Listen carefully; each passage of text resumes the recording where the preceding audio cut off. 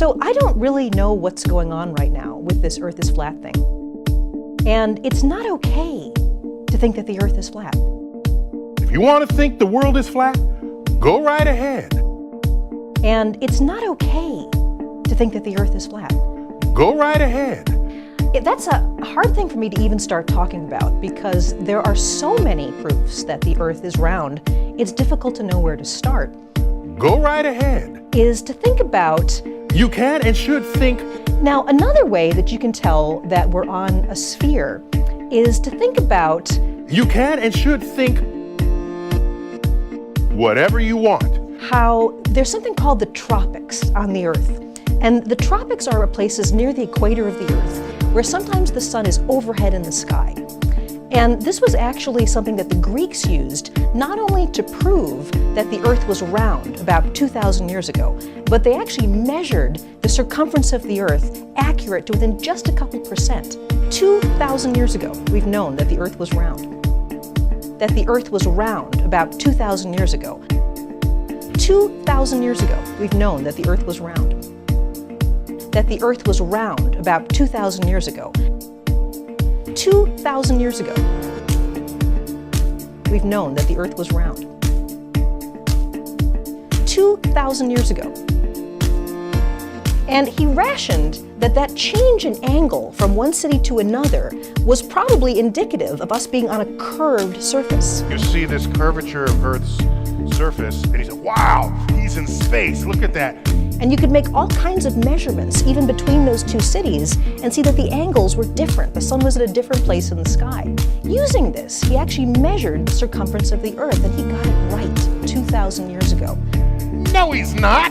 That the Earth was round about 2,000 years ago. Then he got it right. 2,000 years ago. 2,000 years ago. Go right ahead. And Eratosthenes noticed that there was a town called Syene, and on a certain date, the sun would actually shine straight down to the bottom of a well. 2,000 years ago. That meant the sun was directly overhead. You could look down a well and see the sun shining back at you. And on the very same date, farther away in the city of Alexandria, that didn't happen. That didn't happen. The sun was not directly overhead. It was a slight angle. That meant the sun was directly overhead. The sun was not directly overhead. It was a slight angle. In fact, as I was talking to the folks from Sempra, they were explaining that this location is almost optimal for solar power generation. Not only because it's flat, transmission lines were already here, the sun is traveling, and there's no haze, and it's absolutely clear, and so this is an extraordinary opportunity for the community. If some of these folks were around when Columbus set sail, that didn't happen. These guys were around when Columbus set sail. That didn't happen. They must have been founding members of the Flat Earth Society. That didn't happen. They'd be charter members of the Flat Earth Society. That didn't happen. And space is completely empty. It has no atmosphere, it has nothing. It is the absence of everything. Everybody Space is completely empty. Everybody knows the Earth is a sphere, right? Space is completely empty. Everybody knows that. You've seen the pictures, right? Space, or a geoid, very close to a sphere, is completely empty. Completely empty. Completely empty.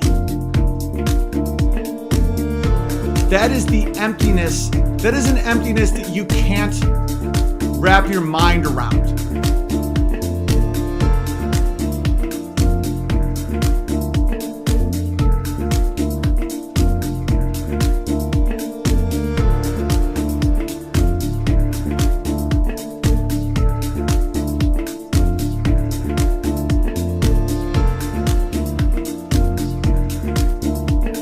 It has no atmosphere, it has nothing. It is the absence of everything.